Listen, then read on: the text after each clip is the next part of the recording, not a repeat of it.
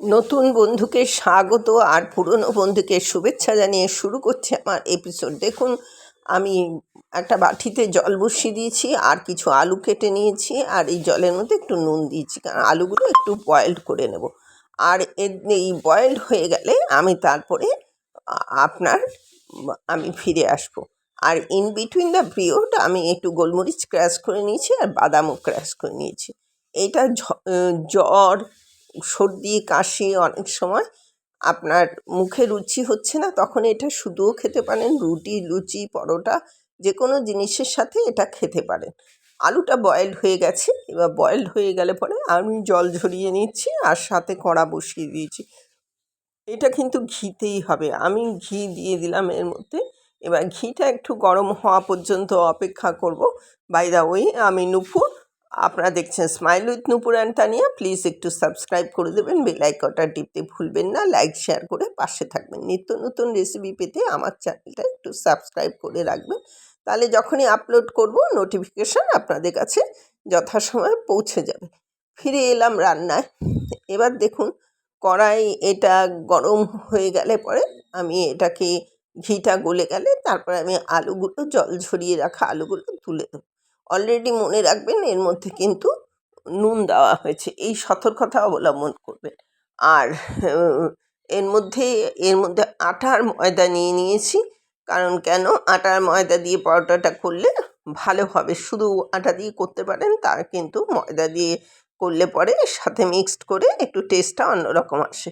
এর মধ্যে জোয়ান দিয়ে দিয়েছি আর নুন আর মিষ্টি দিয়ে দিচ্ছি, চিনি, মিষ্টি মানে চিনি আর সাথে আপনার একটু তেল দিয়ে, ময়ম দিয়ে পরোটাটা মেখে রাখবো। আর এর মধ্যে এবার তেল দিয়ে দিলাম, সাদা তেল দিয়ে এবার পরোটাটা মেখে রাখবো। আর এর মধ্যে আমি এই যে আলুটা একটু ভালো করে ভাজা ভাজা হলে, মানে একটু সাঁতলে নিয়ে আলুটা, এবার আপনার সেইটা করে নেব। এর মধ্যে এবার গোলমরিচ আর বাদামটা দেবো, কীভাবে দিচ্ছি দেখতে থাকুন। আর এই যে ময়দাটায় ময়ম দিয়ে নিয়েছি, আটা ময়দা যেটা মিক্সড করেছি, ময়ম দিয়ে নিয়েছি, ময়মটা দিয়ে রেখেছি। এবার এর মধ্যেই আমি এটাকে মেখে নেব। এটা আমি পরপর দেখাচ্ছি। আর ওই তরকারিটা যেহেতু হয়ে গেছে, সেহেতু ওর মধ্যে গোলমরিচ আর ক্র্যাশ করা বাদাম, আপনি এর মধ্যে একটু চিলি ফ্লেক্স দিতে পারেন, আমিও দিয়েছি। এইটা দিয়ে আপনি এটাকে নেড়ে চেড়ে এটা নামিয়ে নিন। এটা কিন্তু জ্বর, সর্দি, কাশি শুধু শুধু মুখেও খেতে পারেন, বিকালেও খেতে পারেন, বা এমনি সময়ও আপনি একটুখানি পরোটা, লুচি করলে এই তরকারিটা যথেষ্ট ভালো লাগবে। একবার আমার অনুরোধ রইল, এটাকে এইভাবে করে দেখুন। আমার প্রায় তরকারিটি অলমোস্ট ডান, এটা তরকারিটা হয়ে গেছে। এবার আমি এটাকে নামিয়ে নেব, নামিয়ে নিয়ে পরবর্তী পর্যায়ে আমি এগোবো।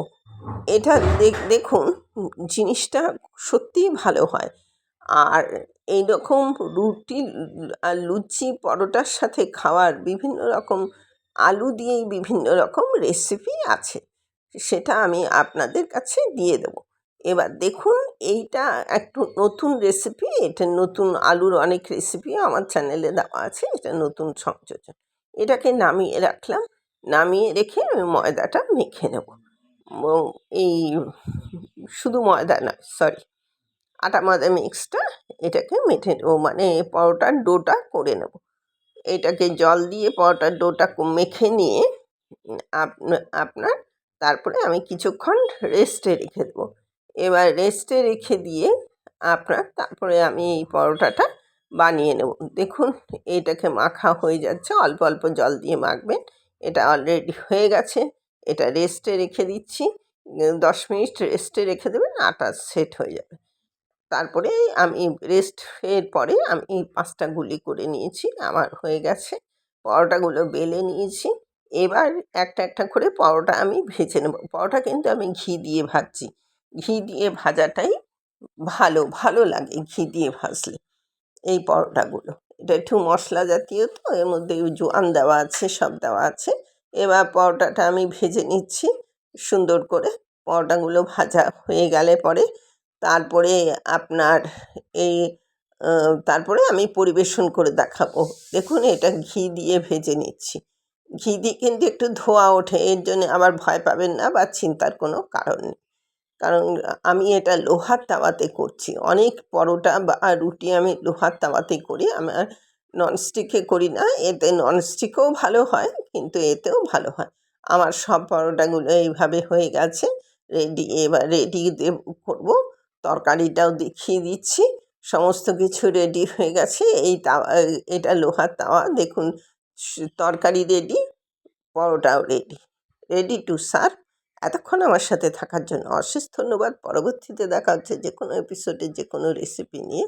এইরকম আলুর যে ছচ্ছড়ি ধরনের, এরকম বিভিন্ন ধরনের ছচ্ছড়ি, আলুর যে কোনো প্রিপারেশান সত্যিই ভালো লাগে। আজ তাহলে আসছি, পরবর্তীতে